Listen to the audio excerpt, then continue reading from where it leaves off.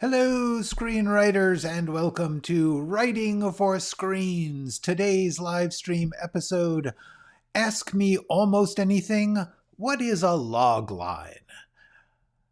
My name is Glenn Gers, and I am the Chief Operating Everything here at Writing for Screens, a channel that I have created in order to take the skills and tools and insights that I had to figure out for myself in a 25-year career writing for TV and movies. On my way out of the business, I am trying to leave these things behind for you in some form that you can use practically to try things out for yourself and figure out what works for you.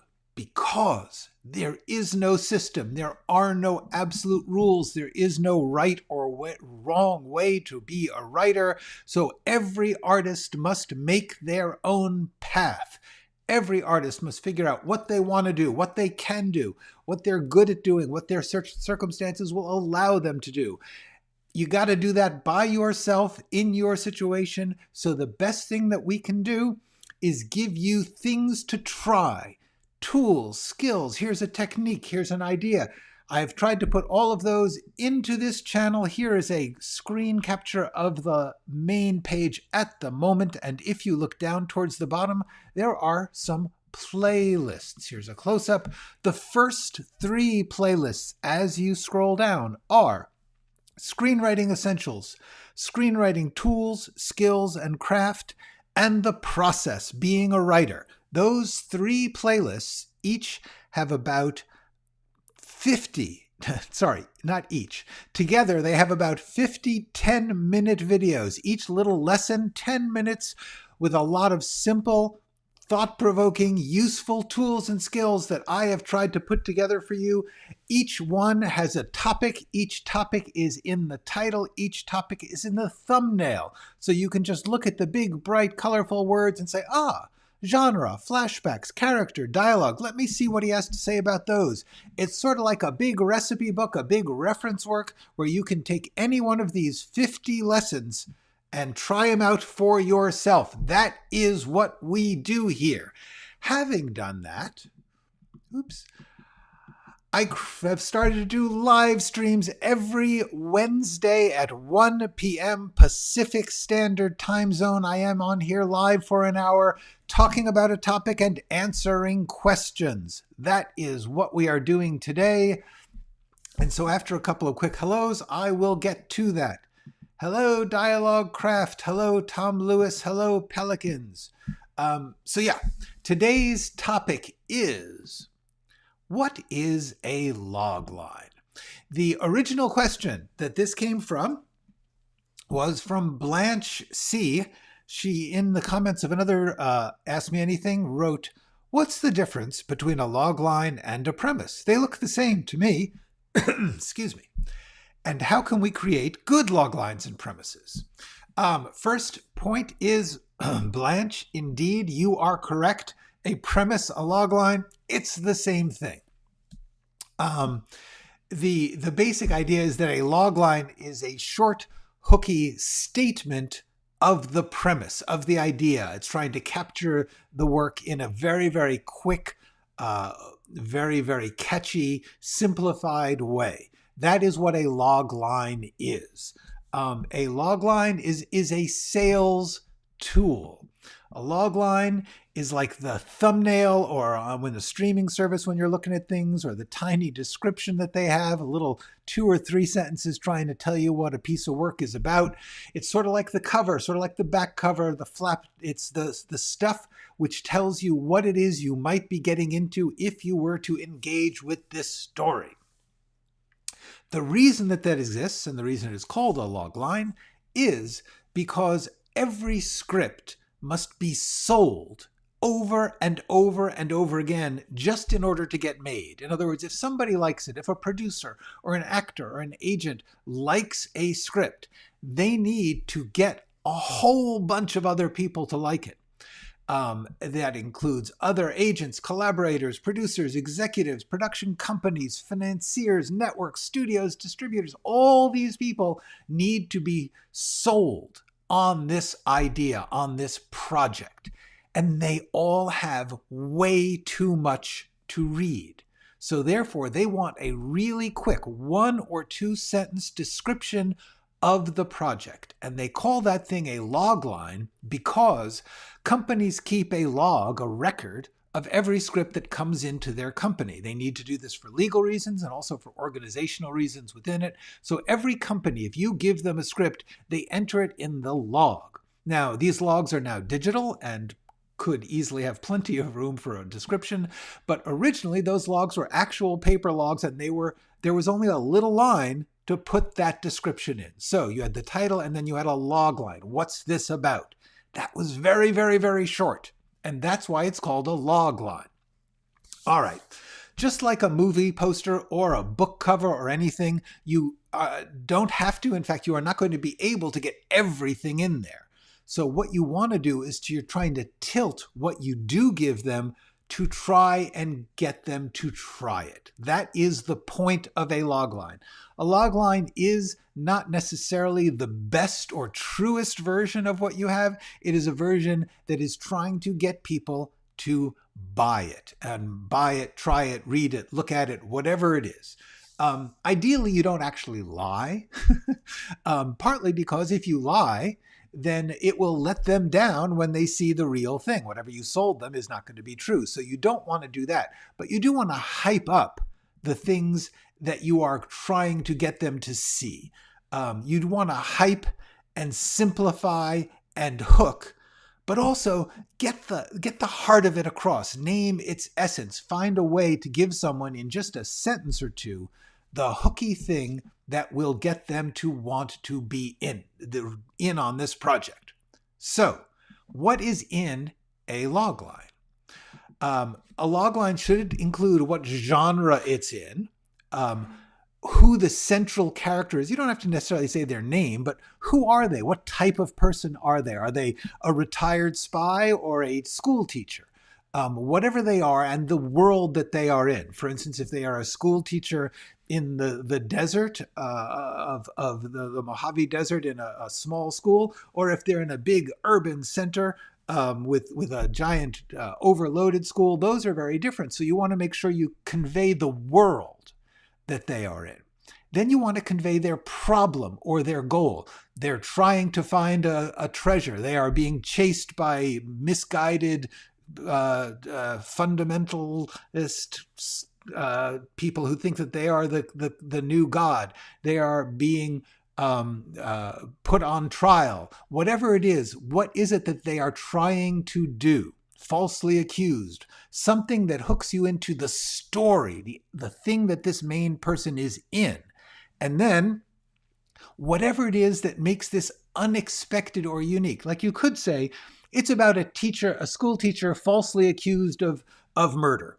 And that's okay, but it doesn't quite give you enough detail, enough like, why is this unique? Like, it's a teacher who's falsely accused of murder and all the kids are trying to save them or something. Whatever it is that makes it a little twisty, a little unusual, a little unique.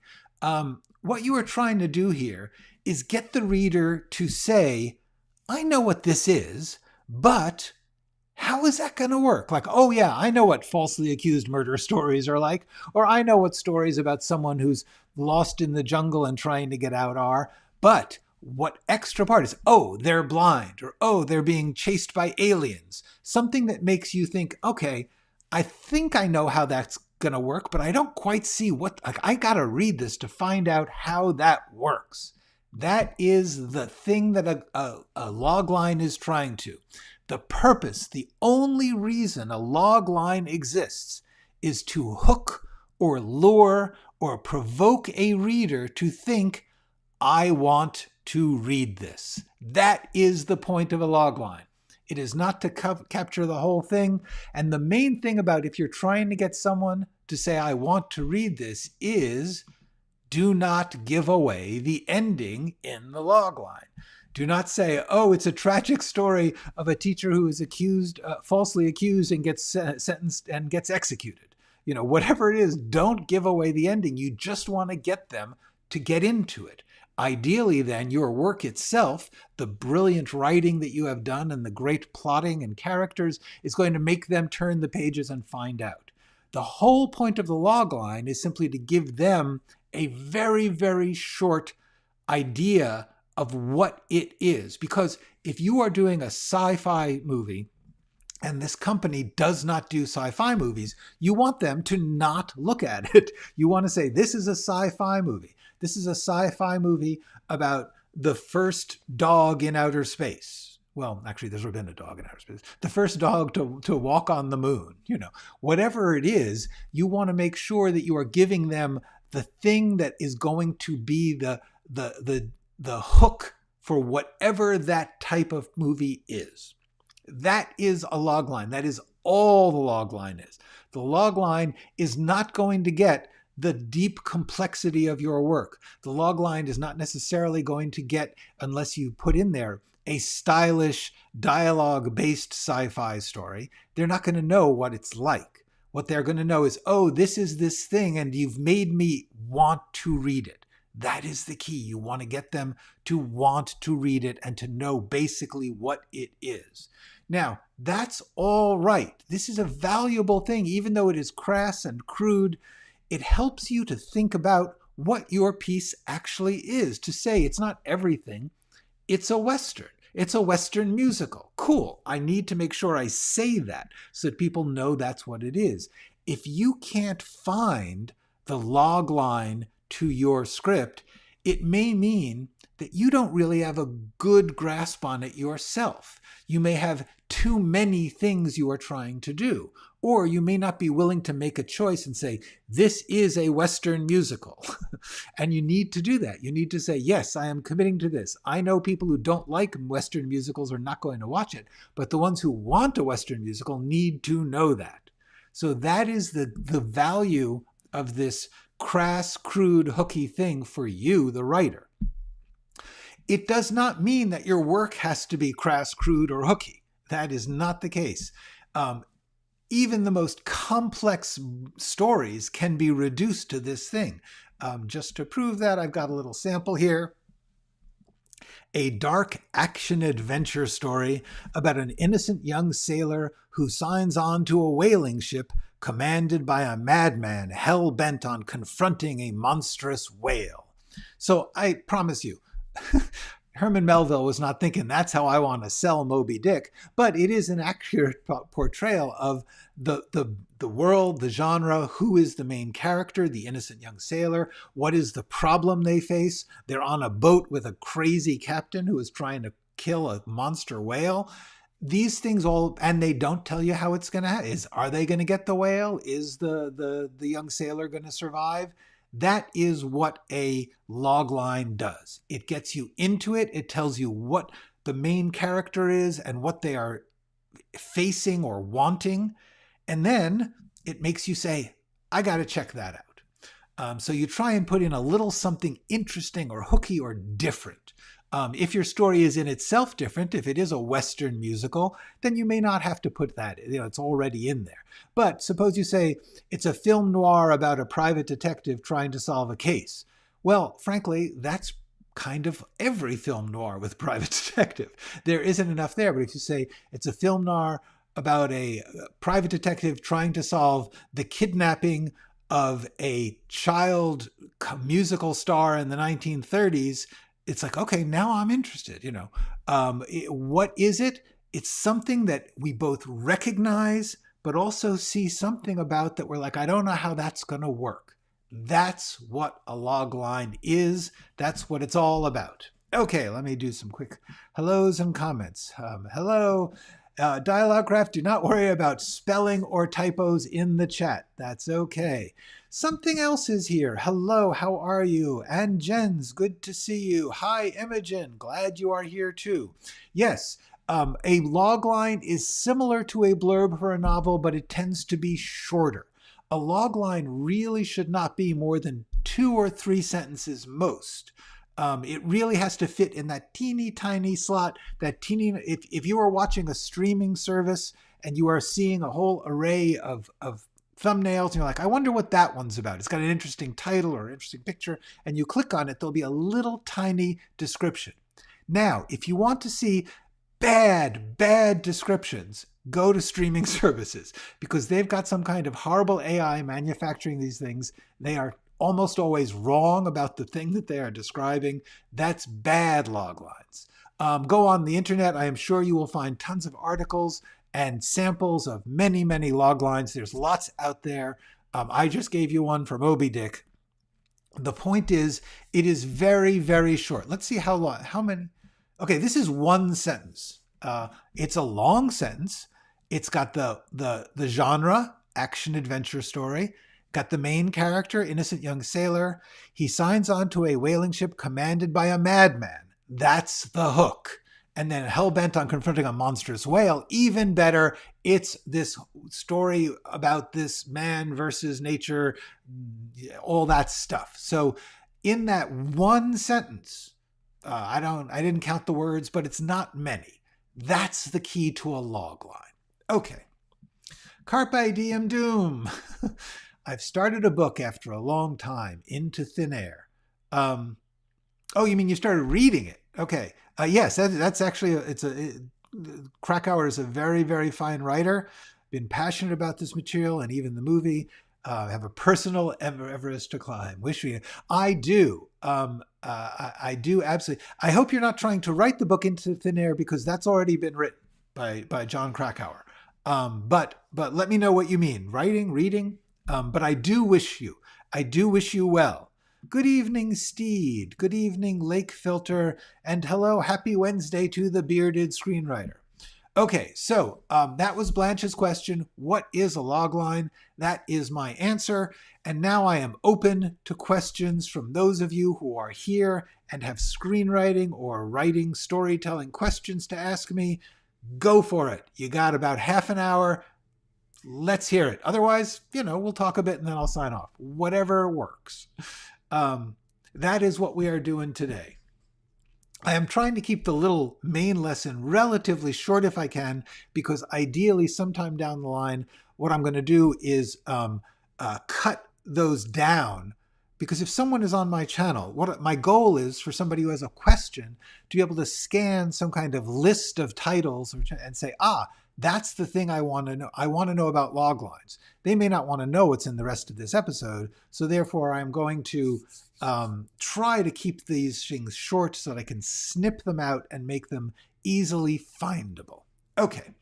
Steed says, my favorite description is, transported to a surreal landscape, a young girl kills the first person she meets and then teams up again with three strangers to kill again. Wizard of Oz on TFC. Is that real? Did they really do that? If so, that's a blast. Yeah, the funny thing about log lines, of course, now the reason that you don't want to sell, this is actually a good example. The reason that you don't want to sell something with a hooky, funny, interesting, but incorrect logline is that if anyone did actually watch The Wizard of Oz because of this killing the first person she meets and teams up with strangers to kill again, they're going to be disappointed. It's not going to be the kind of, dark, twisted comedy that suggests. So that's actually a thing which is extremely fun to make a meme out of, but not at all a good idea if you are thinking about doing a logline. What you really want to do is get the flavor, the tone, the hook of your story into one or two sentences. It's not that easy. Yes, you will always be oversimplifying. You will always be selling, hyping. That's okay. That's what a log line is for. It is not a synopsis. It is not a truthful representation. I mean, it should be truthful, but it does not have to be a comprehensive representation of the work. Okay, Bearded Screenwriter has a question. Do you give the hook or twist, give away the hook or twist of the story in a logline? I struggle a bit for this. For example, the usual subjects. Would the ending be alluded to in the original logline? No, definitely not. Hold on, let me get that off there. Boom. Boom.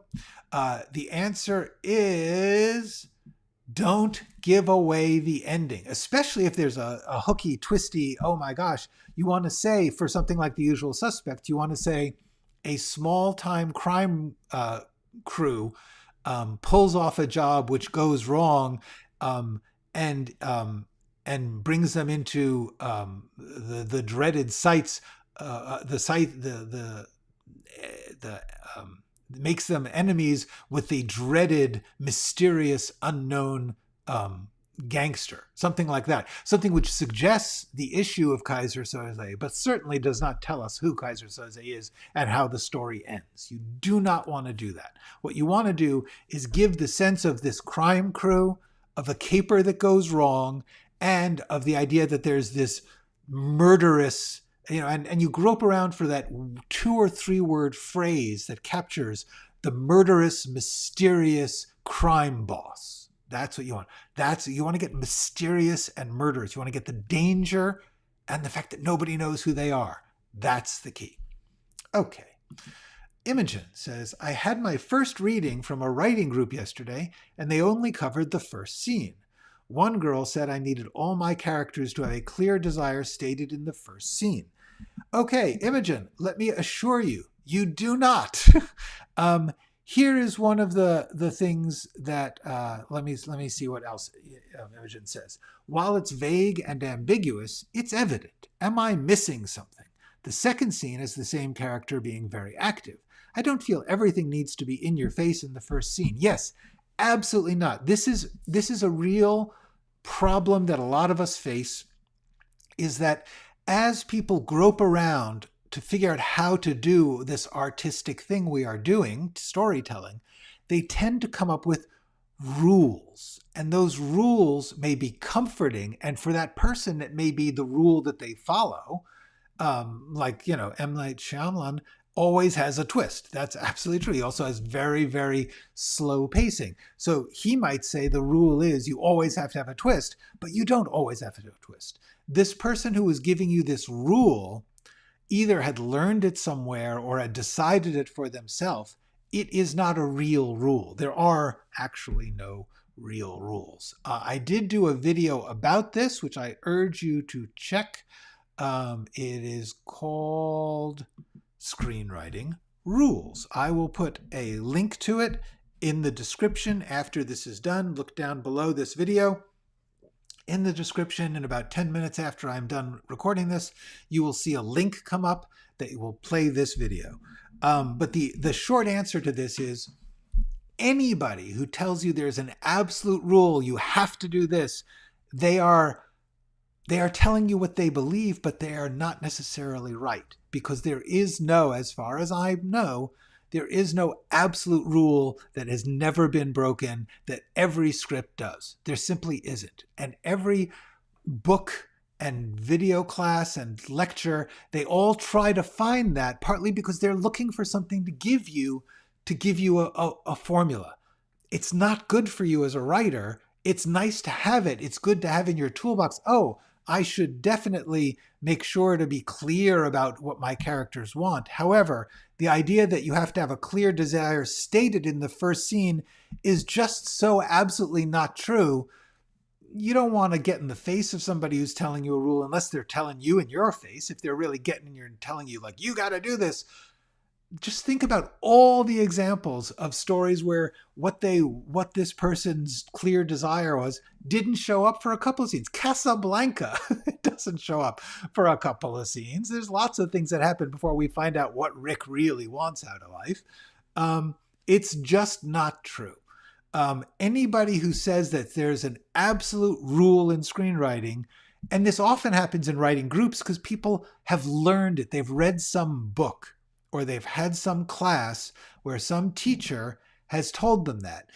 Now, without putting down teaching, because I'm doing it, but most teachers try to find a rule that they can sell you. And I don't mean that in a bad way. They are trying to teach it to you, trying to give it to you. They want it to be true, but it is not true. There is no such thing as an absolute rule of creative writing. Okay. Carpe Diem is reading it after a long time. Do wish me luck for my own writing, though. Yes, excellent. Good to know, Carpe Diem Doom. Krakauer is a great writer. I really like him. I believe he also did Under the Banner of Heaven. I know he did Into the Wild. Anyway, the point is, good stuff. Boom, boom, boom, boom, boom. Hi, Gene. Good to see you. I haven't seen you in a while. Sorry about my question. It might have been answered at the start. That's okay. That is what it's all about. Dialectics junkie. Most of the logline content I see online talks about commercial studio films. My question is, for avant-garde or art house movies, are loglines commonly requested? Yes. And this is an interesting further point. An art house film is still going to be produced and distributed by commercial companies. They may be commercial artsy art house companies, but they still are in a business. And as such, they do need some form of quick summary that will summarize. Now, it could be that because it's an art house film, the summary, what it's selling, what the hook is the obscurity, the dead, like a tragic, a beautifully tragic and mysterious character drama about two people who never meet, something like that, where, it's going to be not your commercial standard film. However, you do need to know what kind of art house film is it? Is this like Swiss Army Man, a crazy slapstick, absurdist comedy? Or is it like, After Sun, a haunting elegiac memory story about a daughter and father on a vacation? Now, you see, what I've done there is still a haunting, memory story is telling you the genre, the type. It's an artsy story of characters and their past.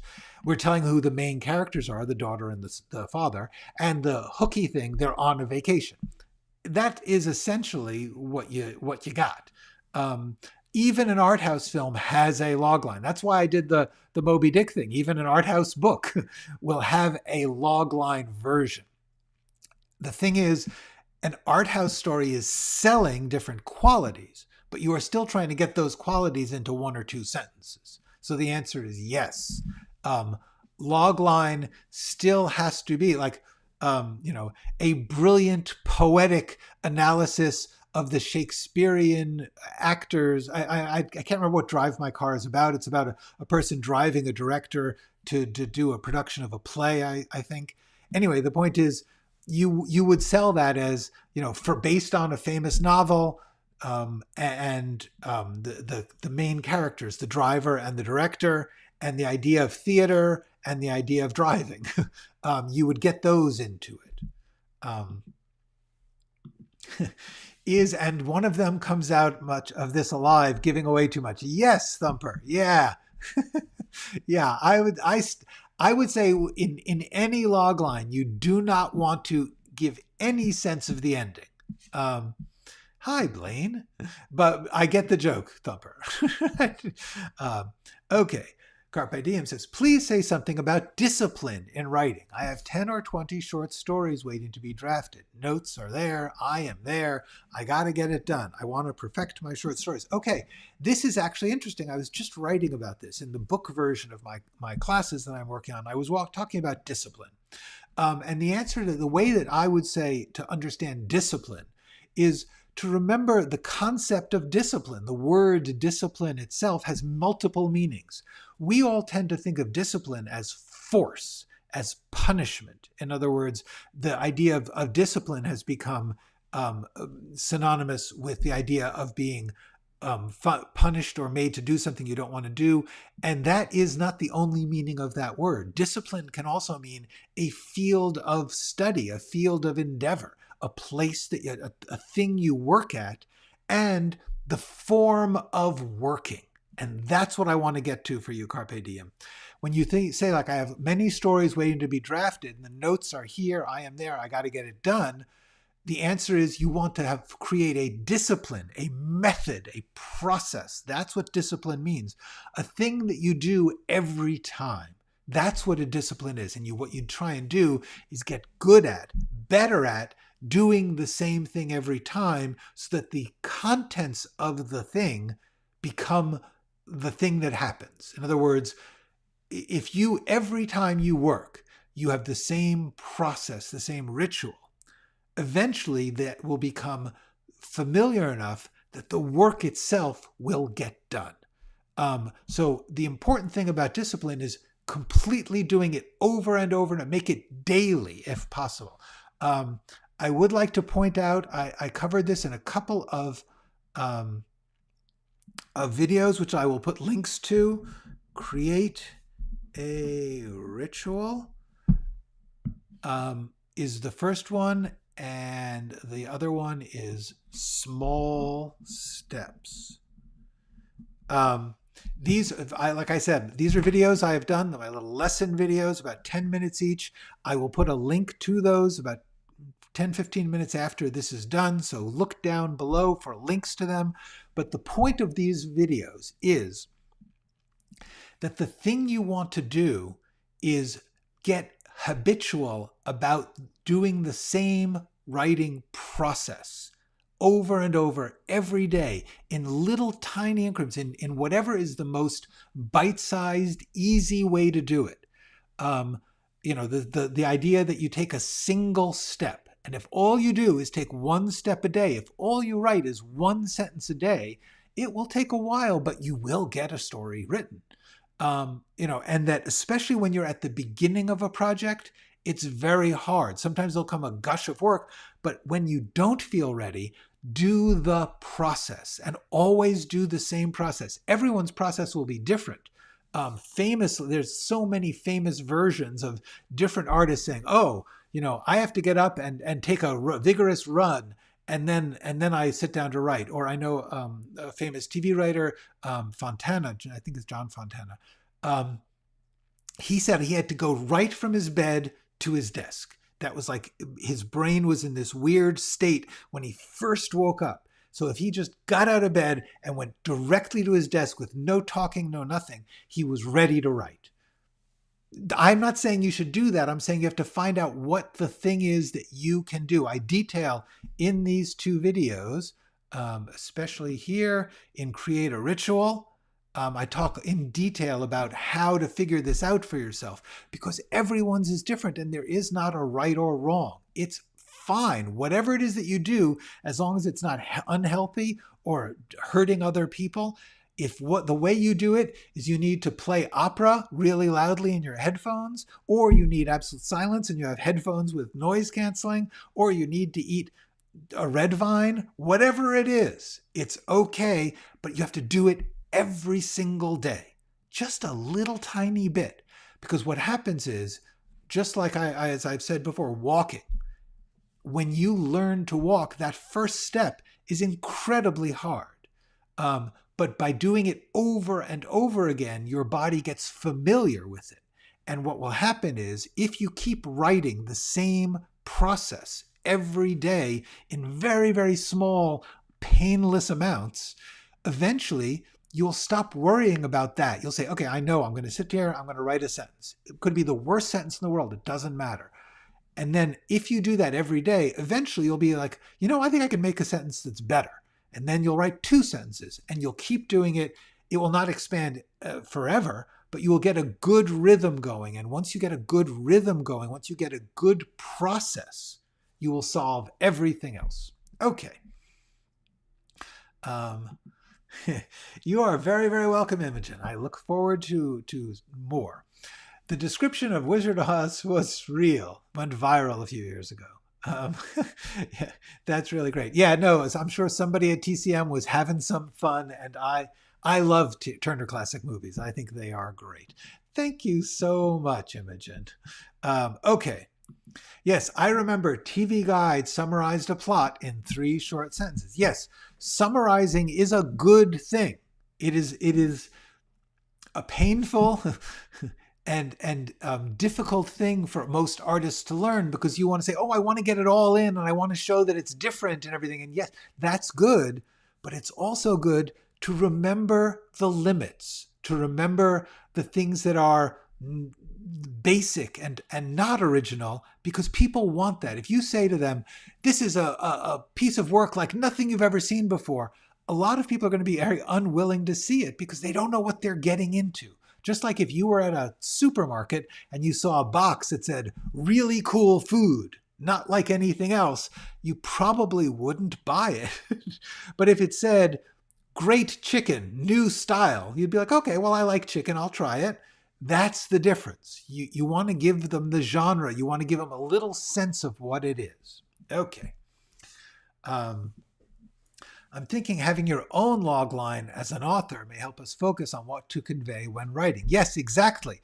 Very often it's a good idea. I find myself I do try to figure out the log line while I'm doing the outline, while I'm creating the story, because it helps me to know what story I'm telling, because there are so many possibilities. Eben Aban, hello. Love rewriting Star Wars logline to capture that from Jabba the Hutt's perspective. Star Wars is a story of a guy who owed him money and then instead of paying had his friends murder him. Yes, exactly. That is important to know, that if you were to tell the Star Wars, if you were trying to sell Star Wars as Jabba the Hutt story, the problem would be that most of the movie doesn't involve that, and somebody who went for the Jabba the Hutt tragedy would be frustrated. That's a good example of why you do want to come up with a good logline, because it helps you to say, what story am I actually telling? Okay.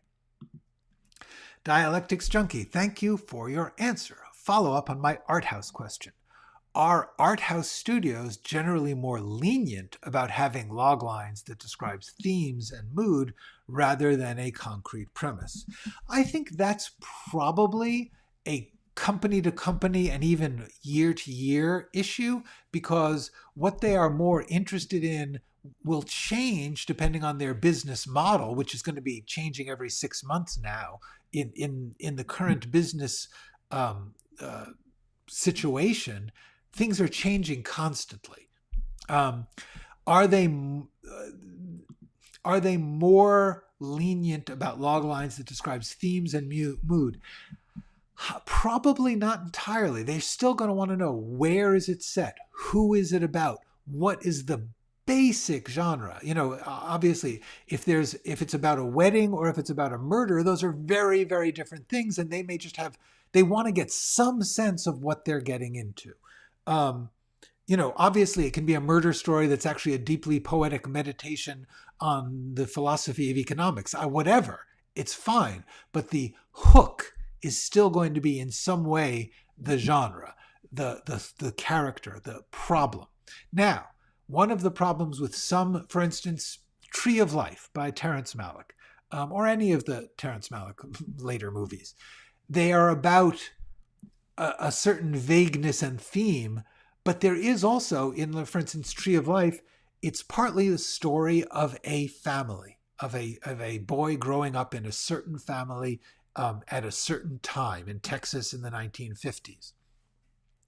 Obviously, you want to suggest that there's a larger thematic scope to it, but there is that hook of a story about a family. Patrick says, I think log lines should tease the viewer enough to want to unravel the mystery behind it, if that makes sense. Yes, that is absolutely making sense. That's what I'm saying. You want to give them something to hold on to, but also something that they are going to say, I want to know what happens. I want to read this story because I want to know what happens when you're on a boat with a crazy captain. I want to know what happens when you're growing up in the 1950s and there's a great sense of mood, whatever it is.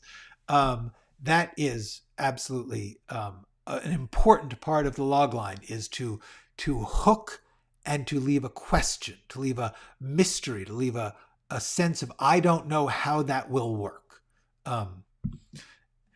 Have you had any experience seeking funding from grants or government arts funding? Do those institutions also request log lines? I don't know if they request log lines, but there is going to be a need for a log line no matter what. They're almost always going to require a synopsis. And that's a difference. That's like a 1-2 page, really detailed story. But there will be, you do need, even if it's just in the cover letter, you want that log line. You want that 1 or 2 sentence short versions that you can say, dear government funding entity, dear arts foundation, I am working on A, And then you have that one sentence. I'm working on a dance, a dance movie about the Revolutionary War. Whatever it is, that one thing, they'll be like, oh, that's interesting. You want that thing to make them go, that seems interesting. That seems like something I want to see. That is, remember, the key here. The goal is to lure or provoke the reader to say, I want to read this. That's the point. Do I have any experience with those? Not in 30 years. Also, currently in the United States, the funding for the arts is in chaos, and I'm not sure what the rules are right now. I know the reason I never got past a third draft. I never sought coverage. That it may be true. I don't know. Okay. Lake Filter says, I just realized my current and next novel has the same logline formula. A group of people in a place trying to achieve their own goals. One is a cosmic horror and the other is a teen school drama. Very often, like every Agatha Christie has the same form of logline. In other words, there's been a murder or a crime and people have to solve it. That's always going to be true. So what you're going to want to do is, assuming that you're saying it's a murder mystery, it's a cosmic horror or comic horror, teen school drama, that's great. Make sure that's in there and then say it's a group of people and ideally there's at least one. But you could just say it's about a group of students, and then to say trying to achieve their own goals, that's too vague. Trying to find love and grow up, that's at least a specific goal for a group of students. Get past the horrible senior year, whatever it is. Carpe Diem says about process, about discipline. I do go at my own pace. Removing distractions is the real goal here. I'll check the ritual video. Yep. Good. Okay. Ibn Avans did not write it. No, that's okay. I love that. It's a funny version of a log line. And once again, funny versions of log lines are great, but you don't actually want to do that with your own work, because you will make it frustrating. Sticking to the ritual is the only thing enabling me to write a book. I can't write a book front to back. I can read a checklist and write a few sentences according to the checklist and repeat. Yes, in other words, if you think of your outline as a checklist, each scene, that's absolutely a way to get through, a process, a method. Okay. I apologize for being out of the topic. No. That's as I say in the description. Once I have finished the topic, which as far as I'm concerned, I did, open to questions, not a problem. Michael points out, and this is true, several stories can come out of a single logline. Yes, absolutely. The thing you want to do with your logline is make it specific enough that it couldn't be many stories. It's only yours. And that's why just having the madman and the whale and the sailor, yes, there may be a couple of madman versus whale stories, although a lot of those are going to be inspired by Moby Dick. But you do want to try to find your unique thing. Once again, the point is to get people to say, hold on.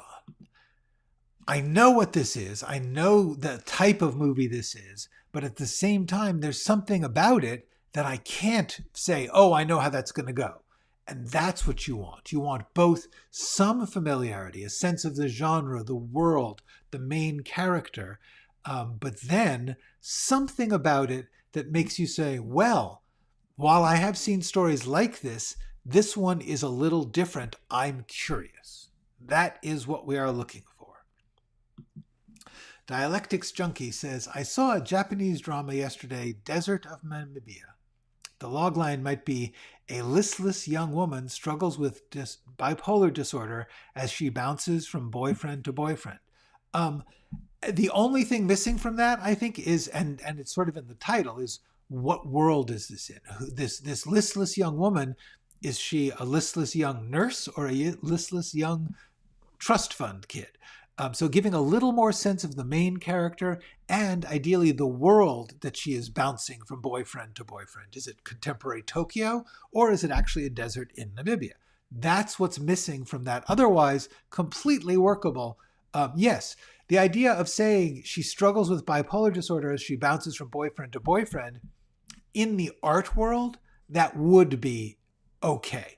You'd say, this is going to be dealing with the cycle of relationships and the cycle of mental illness, and possibly that will relate to our society as a whole, or possibly it will relate to the bipolar disorder. But I'm getting a sense that this person is trying to put together some ideas, and that makes me want to see it.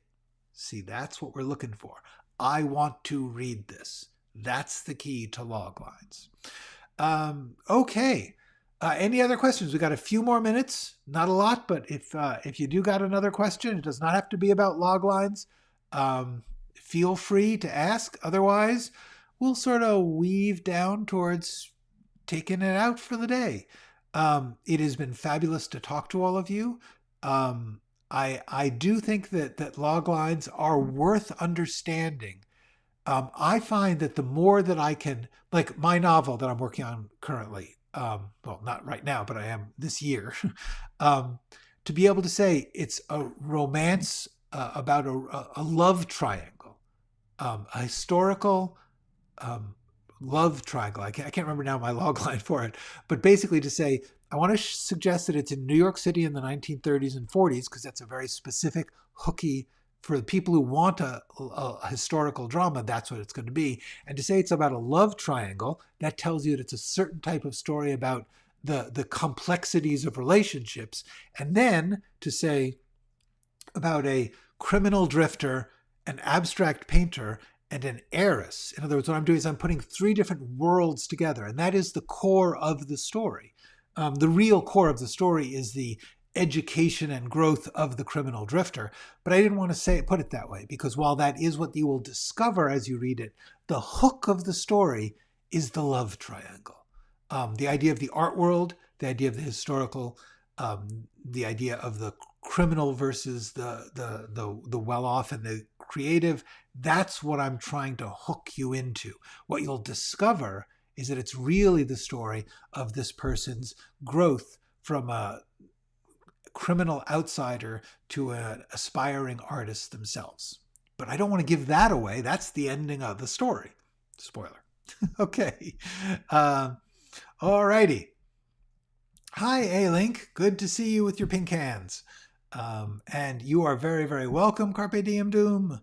And Eben says, I feel like compiling a list of rom-com loglines would be a great way to see how a predictable story, two people end up together in love, can vary in its description. Yes, absolutely. Try and make and look at loglines for things that you can see and see, like, how did they make When Harry Met Sally different from The Apartment? Those are two great rom-coms. They're very, very different. So that's the story. All right. Thank you, Jean. I hope all is well with you. You are all welcome. Steed says, one of my weaknesses for writing is too heavy on the dialogue. Any tips on how to slice through the dialogue to cut it down? Yeah, that's a good and fascinating question. I'm going to conclude with that.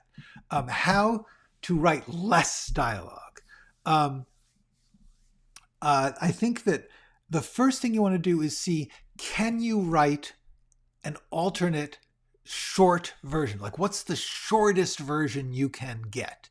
Can you get it down to 5 lines? It won't necessarily be very entertaining. It might be a little blunt, but see if you can do it. Then the other thing is, if you actually are writing too much dialogue, which is a specific problem, one of the things is look at that dialogue and examine it. See, is there anything that's repetitious? Is there anything where you've broken it up into too many steps? Are there sometimes where steps like line A and line B and line C actually could be made into one line instead of having a back and forth to go for it? Sometimes you'll find that you're going a roundabout way in dialogue, whereas there is a shorter version. What I would do is look at the dialogue itself and say, what could I cut? Not in terms of just slashing, but in terms of where is it not focused on the people, what the people are doing to each other? Because that's really going to be the key is there a way to get it down to 3 or 4 lines? Just because if you have that in your head, then when you look back at the overly long thing you did write, you might say, oh, this takes half the scene is building up to the moment where it gets started. I could just start there. Everybody's going too long is going to have a different thing. I often have tangents. I often get too playful in my dialogue. So it is a good exercise to try writing the short version and then seeing if you can make the short version still have some teeth, some drama. That would be my main suggestion on how to cut down your dialogue is, first of all, try and see the short version.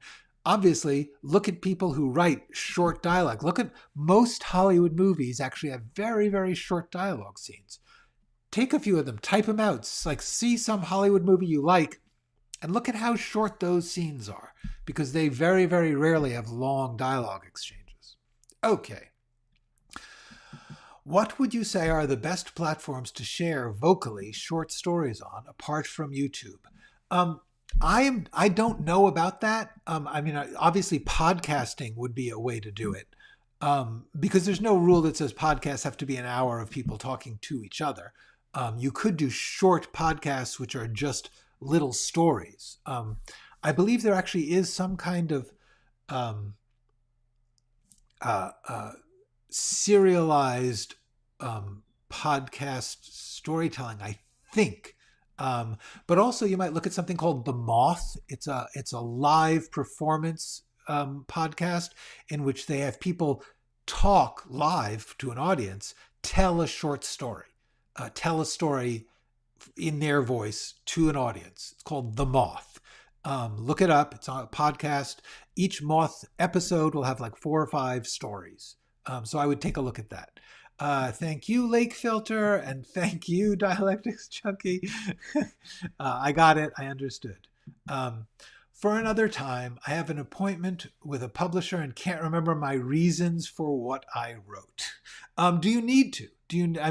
Honestly, what is the appointment with the publisher about? If you're trying to get them to read the thing, you might just talk about how great the thing is. That's a thought, but that is an interesting thing. If you can't remember the reasons for what I wrote, I would take a little time, set aside some time to think back, try and remember and see. If you keep notes, I tend to write notes. Go back to your first notes, see what you got going there.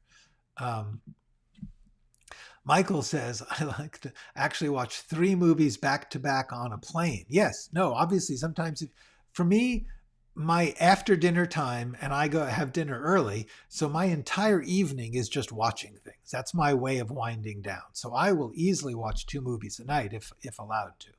Okay, you are welcome, Steed. Very glad.